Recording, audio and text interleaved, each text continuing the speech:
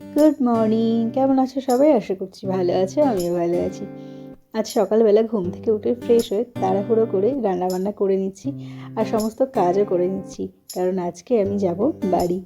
তো ও যেহেতু আমায় দিয়ে আবার ফিরে আসবে, তো সেই জন্য ওর জন্য একটু রান্নাবান্নাও করে নিচ্ছি।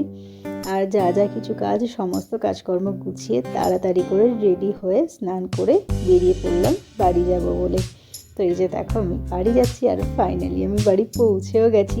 আর বাড়িতে গেলে যেটা হয় যে এত আনন্দ হয়, এত মজা হয় যে আমি ভিডিও করতে ভুলেই যাই। তো মার সাথে বোনের সাথে গল্প করতে করতেই সময় চলে যায়।